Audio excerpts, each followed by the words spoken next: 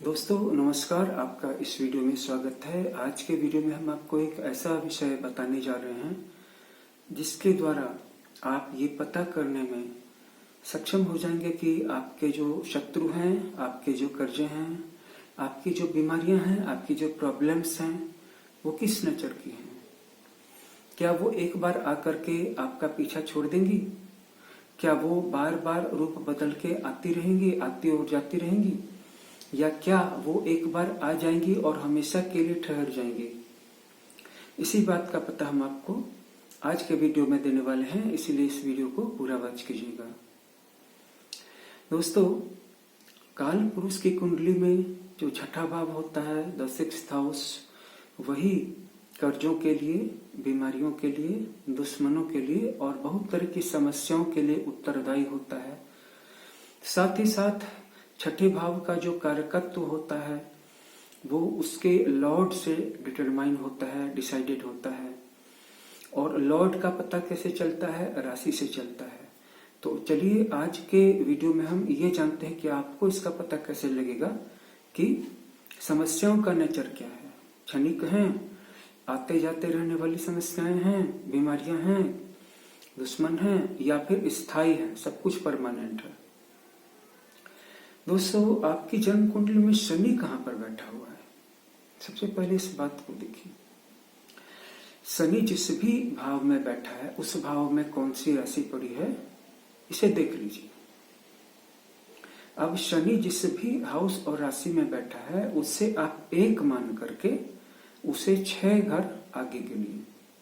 6 घर आगे गिनने के बाद जो हाउस आता है उस हाउस में जो राशि पड़ती है उस राशि का नेचर बताइए। हम आपको अपने पिछले कई वीडियोज में बता चुके हैं कि राशियां 3 तरह की कैटेगरीज में बटी हुई होती हैं। सबसे पहले चर राशि होती है, उसके बाद अचर होती है, फिर द्विस्वभाव राशि होती है। जैसे मेष चर राशि है, मेष के तुरंत बाद आने वाली राशि वृष है जो अचर है, और इसके तुरंत बाद आने वाली राशि मिथुन है जो द्विस्वभाव है। मिथुन के तुरंत बाद कर्क राशि आती है जो चर है। कर्क के तुरंत बाद सिंह राशि आती है जो अचर है, यानी कि स्थिर है। सिंह के तुरंत बाद जो राशि आती है कन्या, वो द्विस्वभाव है। यही क्रम आगे की 6 राशियों में भी दोहराया जाता है, जिसे जल्दी जल्दी मैं आपको बता दें कि तुला राशि चर है, वृश्चिक राशि अचर है, धनु राशि दोहरे स्वभाव वाली है जो कभी चर भी हो जाती है, कभी अचर भी हो जाती है, लेकिन कभी भी एक जैसी बन करके नहीं रहती है। धनु के बाद मकर राशि है जो चर है, यानी कि डायनामिक नेचर की है, हमेशा एक्टिव, हमेशा एक्शन में रहने वाली है।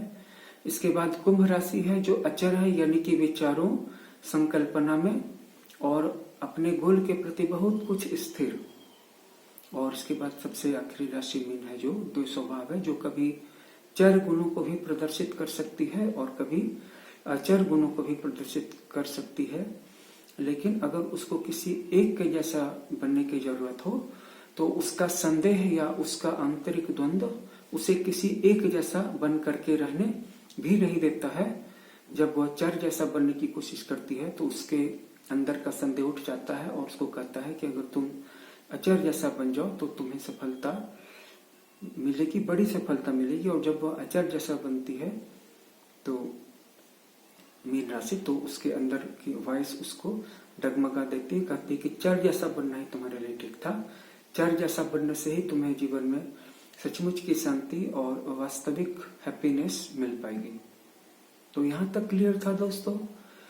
अब शनि से छठे भाव में अगर चर राशि आती है गिनने पर, यानी कि मेष कर्क जैसी राशियां पड़ती हैं, तुला जैसी राशि पड़ती है, मकर जैसी राशि पड़ती है, तो आपके जीवन में जो भी समस्या आएंगी वो आ करके चली जाएंगी, टिकेंगी ही नहीं, स्थिर नहीं होंगी और फिर कभी जीवन में दोबारा पलट करके आपके पास नहीं आएंगी। हमेशा हमेशा के लिए उनकी सॉल्यूशन हो जाएगी, उनका समाधान हो जाएगा। हो सकता है फिर किसी दूसरी तरह की समस्याएं भी आए, लेकिन अगर वो एक बार आ गई तो आते के साथ आपको टच करके चली जाएंगी, फिर दोबारा वो समस्या नहीं आएगी। उसका भी परमानेंट एवरलास्टिंग सॉल्यूशन ढूंढ लिया जाएगा। अब शनि से अगर छठे भाव में अचर राशि पड़ी है, जैसे वृष है, सिंह है, वृश्चिक है और कुंभ है, तो क्या होगा? समस्याओं को स्थिरता मिल जाएगी, समस्याएं परमानेंट हो जाएंगी, दुश्मन परमानेंट होंगे। दुश्मन कभी भी दोस्त नहीं बनेंगे, दुश्मन हमेशा दुश्मन ही बने रहेंगे, कभी न्यूट्रल भी नहीं बनेंगे, कभी पीछा भी नहीं छोड़ेंगे। बीमारियां भी परमानेंट होंगी। अगर वहां पे चर राशि होती तो बीमारी आती और चली जाती। अगर वहां पे चर राशि होती तो वहां पे प्रॉब्लम्स आपके परमानेंट होते ही नहीं, शुरू होते और खत्म हो जाते। अगर वहां पे चर राशि होती तो आपके कर्जे क्षण स्थायी होते, बिल्कुल टेम्पोररी होते और इसी तरह सारी प्रॉब्लम्स भी आपकी प्रकट होती और बेनिस्ट हो जाती। लेकिन अब अगर वहां पे कोई अचर राशि है, जैसे वृष है, सिंह है, वृश्चिक है, कुंभ है, तो ये सारी राशियां आपके सारे प्रॉब्लम्स को परमानेंट बना देंगी। दुश्मन परमानेंट होगा, बीमारी परमानेंट होगी, यानी कि क्रॉनिक होगी, पुरानी रहेगी बीमारी, पुरानी बीमारी आज भी होगी और जीवन के अंतिम दिन तक होगी, रहेगी साथ में हमेशा बन करके। प्रॉब्लम्स भी जो जहां पर जैसी थी, जिस भाव में भी थी, जिस चीज के रूप में थी, जिस शेप में थी, जिस रिगार्डिंग जिस चीज को लेकर के थी, उस चीज के रिगार्डिंग ही साथ में बनी रहेंगी, कभी रूप भी नहीं बदलेंगी, हमेशा आपके साथ बनी रहेंगी। इसी तरह से अगर आपके षष्ठम भाव में कोई अचर राशि है, स्थिर राशि है, तो आपके कर्जे भी कभी आपका पीछा नहीं छोड़ेंगे, कर्जे परमानेंट बने रहेंगे, शाश्वत रूप में आपके साथ रहेंगे। आप कर्जे तोड़ेंगे, उनके किस्तें तोड़ेंगे, फिर नई किस्तें आ जाएंगी, फिर अगर एक पूरा कर्ज खत्म होता है तो दूसरा नया कर्ज शुरू हो जाएगा, फिर उसकी किस्तें तोड़ने में, उसके ब्याज भरने में आपका पैसा बेहतर रहेगा। अब अगला बिंदु है कि अगर शनि से छठे भाव में कोई द्विस्वभाव राशि है तो क्या होता है। दोस्तों, अगर शनि से छठे भाव में द्विस्वभाव राशि है, जैसे मिथुन है, कन्या है, धनु है और मीन है, जिनको कि हम 3, 6, 9 और 12 नंबर से डिनोट करते हैं, तो क्या होगा? तो शनि से छठे भाव में द्विस्वभाव राशि के पड़ने पर समस्याओं का जो अपीयरेंस है वो छलावा बन जाएगा। कभी स्थिर जैसा बिहेव करेगा, कभी आकर के चला जाएगा, कोई समस्या आएगी चले जाएगी, अब लगेगा कि वो चले गए, नहीं, फिर लौट करके आ जाएगी। इसके बाद अब आ जाएगी तो लगेगा कि कभी नहीं जाएगी, फिर अचानक से चली जाएगी। बीमारियां भी पकड़ में नहीं आएंगी, आपको सिम्टम्स होंगे, कष्ट होंगे, बीमारी का अनुभव होगा, लेकिन जब आप डॉक्टर के पास जाएंगे तो डॉक्टर बोलेंगे कि आपको तो कोई बीमारी ही नहीं है। आप अपनी बीमारी को लेकर के डॉक्टर्स के पास जाएंगे, डॉक्टर्स बोलेंगे आपको तो कोई बीमारी ही नहीं है, कोई दवा भी लिख देंगे, आप कुछ दिनों तक दवा खाएंगे, कुछ दिनों के बाद वही बीमारी फिर से उभर जाएगी, लेकिन उस बीमारी की कोई डायग्नोसिस, कोई पहचान नहीं होगी, या फिर कोई दूसरी बीमारी आ जाएगी, कभी स्वस्थ जैसा लगेगा, कभी अस्वस्थ जैसा लगेगा। वैसे ही कभी लगेगा कि आप कर्जों से मुक्त हो गए हैं और कभी कर्जों से आप दब जाएंगे बिल्कुल। तो शनि के अलावा एक और भी तरीका है ये जानने का कि हमारे जीवन में जो प्रॉब्लम्स हैं वो किस तरह के नेचर के हैं, वो हमेशा परसिस्ट करेंगे या वो बस मोमेंटरी होंगे, कुछ देर के लिए होंगे। तो इसका एक तरीका ये भी है कि हमें लग्न से छठे भाव में मौजूद राशि को दिखना पड़ेगा कि वो चर है, अचर है या द्विस्वभाव है। अगर लग्न से छठे भाव में चर राशि है तो प्रॉब्लम्स, बीमारियां, दुश्मन टेम्पोररी होंगे, क्षण स्थायी होंगे, थोड़ी देर के लिए आएंगे जरूर, लेकिन फिर चले जाएंगे, और एक बार चले जाएंगे तो दोबारा नहीं आएंगे, क्योंकि उनका सॉल्यूशन परमानेंटली हो चुका होगा। अगर लग्न से छठे भाव में स्थिर राशि है तो यहाँ पर उल्टा होगा।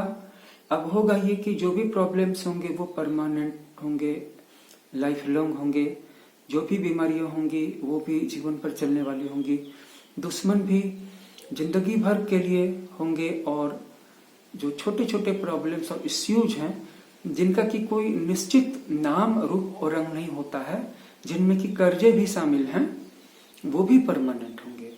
और लग्न से छठे भाव में द्विस्वभाव राशि होगी तो प्रॉब्लम्स, बीमारियां, दुश्मन कभी अपीयर होंगे, कभी वैनिस्ट हो जाएंगे, कभी रीअपीयर हो जाएंगे और उनको आप पकड़ नहीं पाएंगे, डिटेक्ट नहीं कर पाएंगे। इसीलिए उनका सॉल्यूशन करना बहुत मुश्किल होगा, बीमारियों का इलाज करना बहुत मुश्किल होगा, क्योंकि बीमारियों की पहचान ही नहीं होगी। अब देखिए, आते हैं इस वीडियो के आखिरी महत्वपूर्ण बिंदु पर। अगर शनि से छठे भाव में चर राशि है और लग्न से भी छठे भाव में चर राशि है तो आप बहुत लकी हैं, बहुत भाग्यशाली हैं, क्योंकि अब आपके प्रॉब्लम्स सचमुच टेम्पोररी होंगे, वो आएंगे और चले जाएंगे, क्योंकि दोनों जगहों पे छठे भाव में चर राशि पड़ी है। लेकिन अगर लग्न से छठे भाव में भी अचर राशि है और शनि से भी छठे भाव में अचर राशि है तो प्रॉब्लम्स को दोहरा स्थायित्व, डबल स्टेबिलिटी मिल रही है, डबल परमानेंस मिल रहा है। अब प्रॉब्लम से पीछा छुड़ाना असंभव हो जाएगा। और अगर दोनों के छठे में द्विस्वभाव राशियां पड़ी हैं तो फिर प्रॉब्लम्स ज्यादा माथा पकाने वाले होंगे, ज्यादा परेशान करने वाले होंगे, क्योंकि आप उनको किसी निश्चित कैटेगरी में रख नहीं पाएंगे। और जब तक आप उनको किसी कैटेगरी में नहीं रख पाएंगे कि इस दुश्मन का क्या इलाज करना है या इस बीमारी को कैसे डील करना है, तो तब तक आप उनका सॉल्यूशन क्या ढूंढ पाएंगे, तब तक उनका ट्रीटमेंट या इलाज क्या कर पाएंगे। तो आपने देखा कि इस वीडियो में हमने आपको अपनी प्रॉब्लम्स की अकाट्य पहचान करने का एक अमेजिंग सूत्र दे दिया है। और अब आप कम से कम ये तो जान सकते हैं कि आपकी जन्म कुंडली में आपके ग्रहों ने आपको किस तरह की समस्याएं सौगात स्वरूप दी हैं, गिफ्ट में दिया है। हमेशा बने रहने वाले प्रॉब्लम या एक ही बार आकर के हमेशा के लिए चले जाने वाले प्रॉब्लम्स, या फिर रूप बदल बदल करके छलावे की तरह बार बार रीअपीयर होने वाले प्रॉब्लम। धन्यवाद।